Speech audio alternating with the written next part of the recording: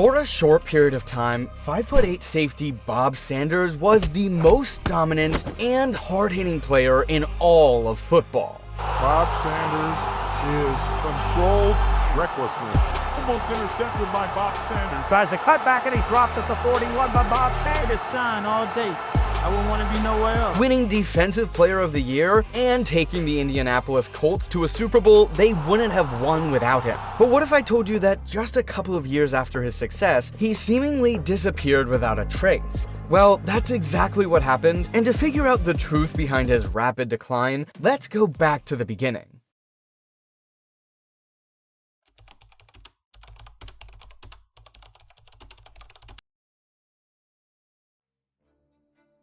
Dumond Bob Sanders was born and raised in Erie, as tough and blue-collar as any town in Pennsylvania, where he would start playing football at a young age. Look at this kid from gritty blue-collar Erie. He isn't the biggest player on the field, but Bob Sanders plays like a missile seeking a target. But Bob's dream of playing in the NFL or even college seemed almost impossible. When Bob entered high school, he stood barely 5 feet tall. Despite being overlooked for his size, he would keep developing his skills, playing with the same reckless abandonment he would become famous for. By his senior year, he would end up starting at safety and running back, a first-team All-State selection, and would lead his team to a 13-1 record and the state championship game. A game where he would have an insane 7 sacks, despite his team coming up short. And speaking of short, most of his friends had been recruited as juniors, but Bob stood at barely 5'8" at this point and didn't receive a single offer from any college program. Bob's career would have ended here. But when a member of the high school coaching staff heard of this, he called an old friend, Kirk Ferentz. Kirk Ferentz, the head coach of the Iowa Hawkeyes football program. Ferentz would offer Bob a full-ride scholarship without even seeing a single second of Bob's high school tape. Little did Ferentz know that this would be the single most important decision he'd ever make during his legendary tenure. The Hawkeyes at the time were coming off a 1-10 season, but with Sanders in the lineup, that would soon come to change. But first, he'd come to regret it. Once during a tackle drill, Sanders separated his teammate's shoulder. Not just any teammate, but the starting RB, Fred Russell.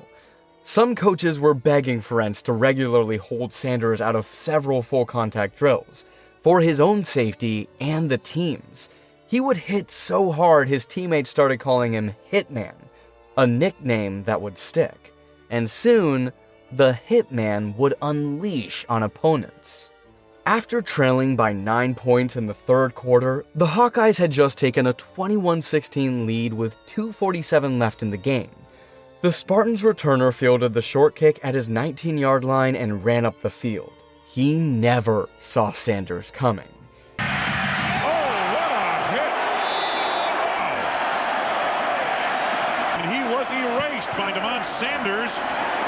Sanders' hit became a crossroads moment in Iowa football history. This was also when he became an Iowa legend. The hit led to an interception by linebacker LeVar Woods on the following drive, which ended a 14-game Big Ten losing streak, the longest in program history. The Hawkeyes' record went from 3-9 in 2000 to 7-5 in 2001, 11-2 in 2002, and 10-3 in 2003. With Sanders at starting safety, the Hawkeyes won 24 of their final 30 games. Iowa played in 3 straight bowl games. Unthinkable.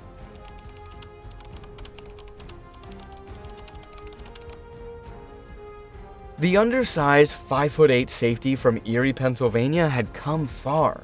Hitting became what he was known for, but also for performing his best in big moments. Little did he know he would do it all again on the biggest stage of them all.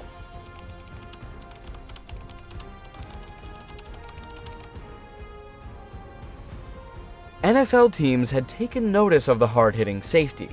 Despite his resume and posting a 4.3-second 40-yard dash, he was still 5'8", 206 pounds.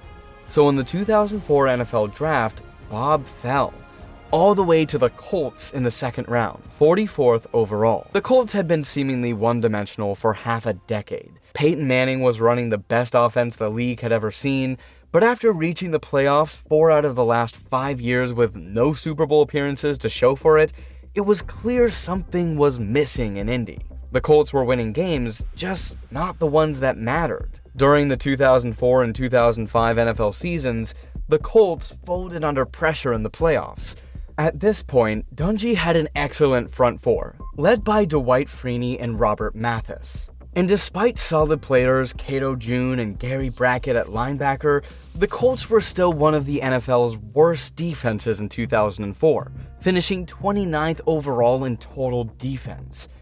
Enter Bob Sanders. With him in the lineup, suddenly a Colts defense that had been soft as butter against the run for years seemed physical, stout even. Despite Manning having the best statistical quarterback season of all time, throwing for 49 touchdowns and 4,557 yards, Indianapolis fell short again, eliminated in the playoffs by their nemesis, the Patriots, in 2004. In 2005, things started to turn around for the Colts. After a breakout season, Bob Sanders, a 5'8" safety, turned a Colts defense from 29th in the NFL to one of the league's best defensive units in 2005. He was voted to the Pro Bowl and was deservingly being mentioned in the same category of special playmakers like Troy Polamalu, Ed Reed, and Brian Dawkins in only his second year. There was something else. The 5'8" safety was also turning heads for his physical style and big hits. No matter how big the opponent, they didn't want to see Bob. With Bob on defense and Manning on offense, the Colts won 13 straight games to start the 2005 season, but fell against the Steelers. Sanders led the defense in tackles with 10, but all for naught as Indy became the first number 1 seed in history to lose to a number 6 seed in the playoffs. The Colts had fallen short once again. In 2006, the defense would start out on fire. The defense would start out on fire for the first 4 games of the season. At this point, Sanders had earned the nickname The Eraser from Tony Dungy for his playmaking ability and for erasing whatever mishaps would occur along the front 7. In Week 5, that physical style would catch up to him. He suffered another knee injury that would keep him out of the rest of the regular season. Without Sanders in the lineup, the Colts defense would end the regular season at 12-4, but as the worst run-stopping defense in the league. During the 12 games Sanders missed, the Colts surrendered an NFL-worst 173 rushing yards per game, leaving huge doubts heading into the playoffs. But behind the scenes, Bob was frantically rehabbing to work his way back from injury, and he made it just in time for their first game.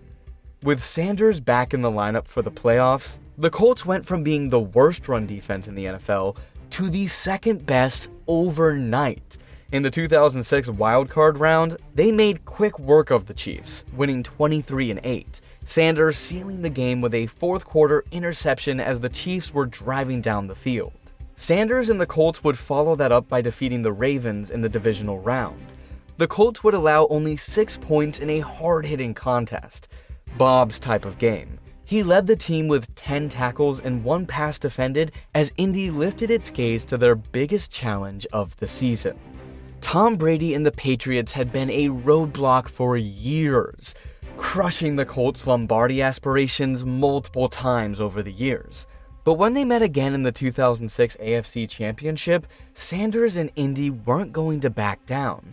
The game would turn out to be a wild one, with 2 touchdowns by offensive linemen and a combined 72 points scored. The Colts would even trail the Patriots by 21-3 at one point. But the Colts rallied behind Sanders and their defense for the largest comeback in championship game history at that point. Bob played like a man possessed. He was everywhere on the field, racking up 6 tackles, 1 key tackle for loss, and a pass deflection. Not just any pass deflection, it came in the fourth quarter with 2 minutes left on the clock and Brady on a roll. Instead, Bob forced the Patriots to punt, setting up Peyton Manning up to drive for the win.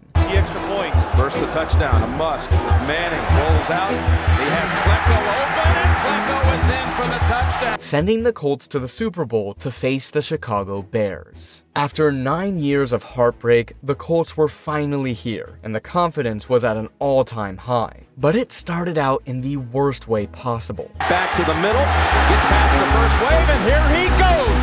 It's Hester inside the 30. Down 7-0 to start, the Colts got to work. Bob Sanders led the charge, forcing a fumble on RB Cedric Benson in the first quarter. Benson and the ball pops out, and Freeney is right there. And The injection Indy needed to get back into the game. Momentum started to shift, and slowly, the Colts started overpowering the Bears. to Harrison, like last time he got picked. Here he's going long, and a man wide open. It's Wayne at the 15. He walks in. And just like he had started it, Bob would also finish it. Fake and airing it out deep. Looking for Berrien, and he's intercepted by Bob Sanders. In the fourth quarter with the game on the line, Dumond Bob Sanders hauled in the game-sealing interception. And just like that, Bob and the Colts were Super Bowl champs. With 247 yards passing, 1 touchdown, and 1 interception, Peyton won game MVP. But there are those who think it should have been Bob. Despite recording only 3 tackles, Bob had 1 forced fumble, 1 interception, and 1 pass defended, all in key moments of the game, swaying momentum to the Colts' favor every time. If it wasn't for Bob Sanders, an undersized 5'8", tough-as-nails safety from Erie, Pennsylvania, Peyton Manning most likely does not win a championship with the Colts. It illustrates more than anything that football is a team sport, or that defense wins championships. Either way, Bob just happened to be that magic straw that stirred the potion. Throughout the entirety of the playoffs, the Colts D would end up allowing only 83.3 rushing yards per game, a far cry from the 173 yards per game in the 12 games without Sanders. Not only that, the Colts offense had been atrocious in the postseason. Manning had a passer rating of 70 and threw 7 interceptions and only 3 touchdowns in the 2006 playoff run. After achieving it all, how do you follow up a Super Bowl winning season? If you ask Bob Sanders, he'd probably say run right at it. Attack it as hard as you can. And that was exactly what he did. In 2007, following the Super Bowl win, Bob Sanders would go on to have one of the most dominant defensive seasons of all time. Earlier in the year, Colts star DN Dwight Freeney got put on IR for the rest of the season. As a result, Sanders was asked to play closer to the line of scrimmage, more a hybrid linebacker than safety. The roster was stacked with fast, undersized players, which ironically without a 5'8" safety could not stop the run to save their lives. Dungy's scheme would eventually just wear Bob's body down. Just above the knee, right in the quad, was right where Sanders put that helmet in. Turns out you can't level players twice your size for an extended period of time, no matter who you are. So game after game, Bob was hitting everything and anything, flying around like a true heat-seeking missile. Opposing players would study him on film and be mind-blown. How could someone that small do what he was doing? He was stopping players twice his size in their tracks on a weekly basis. When looking at all NFL games between 2005 and 2008, when Bob Sanders was not starting, the Indianapolis defense was average, allowing 20.6 points per game. But with Sanders on the field, they transformed into the best in the league, allowing only 16.5 points per game. The record without Bob was 22-10, but with him, they were 33-6, almost unbeatable. Few elite quarterbacks impact the game this way, but a 5'8" safety doing so? Unheard of. He was single-handedly changing the NFL landscape. Bob Sanders should be considered one of the NFL's biggest game changers of all time, but instead, he remains forgotten. Bob would finish the 2007 regular season with 96 tackles, 3.5 sacks, 2 interceptions, 6 pass deflections, and the award for Defensive Player of the Year. Only the 4th safety in history to ever win it. But Bob would also finish his season on injured reserve, suffering another knee injury in the first game of the playoffs. After his 2007 Defensive Player of the Year, he would only play 11 more games in his career and finish each of his following 4 seasons on injured reserve. And despite being in the NFL for 8 seasons, Bob Sanders would only play 50 total games in his career, missing more than twice as many games as he played. He never played a full 16-game season, and we can only imagine what he could have achieved if he had managed to stay healthy. In 2008, he would miss most of the season with a high ankle sprain and further knee injuries, issues that had lingered from his rookie season. He would only play 6 games in 2008. The following year in 2009, Sanders would start only 2 games before tearing his bicep tendon and was placed on injured reserve for the rest of the season once again. In 2010, he tore his other bicep tendon in the first game of the season. That would be the only game he played that year.